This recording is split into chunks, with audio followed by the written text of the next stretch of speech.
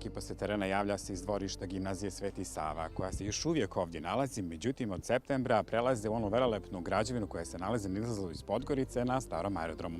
Mi smo ovdje kako bismo ispromovisali Dani otvorenih vrata. Ovaj događaj biće upriličen sjutra, a šta posjetioce, potencijalne buduće učenike očekuje, saznaćemo od pedagoga Radeta Adulovića. Dobro jutro i hvala što ste sa nama. Dobro jutro, veliki pozdrav za vas i za gledaoce Radio televizije Podgorice. Dakle, Dani otvorenih vrata u gimnaziji Sveti Sava. Kako je to sve osmišljeno, kada počinje i recite mi šta sve potencijalne buduće učenike očekuje?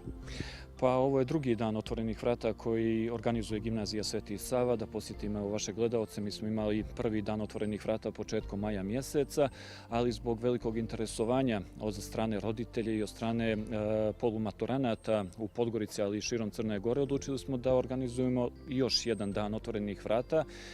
On će da se održi sutra, u utorak 2. juna, u periodu od 14 do 17 časova u novo izgrađenoj zgradi, našoj budućoj zgradi gimnazije Sveti Sava na starom aerodromu, bulevar Veljka Vlahovića.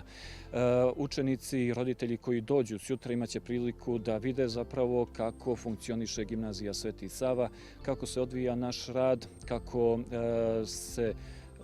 kako će učenici moći da očekuju nastavu, da posjetimo, mi smo gimnazija opšteg smjera, naše vannastavne aktivnosti, da se upoznaju sa nastavnim kadrom, sa upravom škole i ono što je najvažnije sa našim učenicima, mi imamo do sada upisane 3 generacije sa kojima će polumaturanti moći da podijele neka svoja razmišljanja, a naši učenici da njima kažu kakva iskustva oni nose u školovanju u našoj gimnaziji.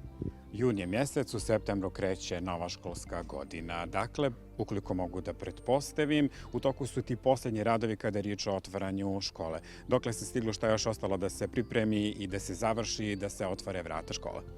Pa objekat je u potpunosti gotov, učionice su spremne, kabineti su spremni da dočekaju nove đake.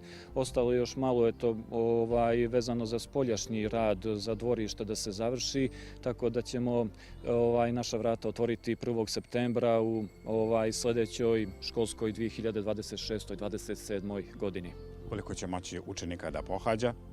Pa mi smo planirali da 4. generaciju upiše 2 odeljenja, maksimalno po 25 đaka, sa tom otvorenom mogućnošću upisa i 3. odeljenja ukoliko se za to budu pokazala neka interesovanja.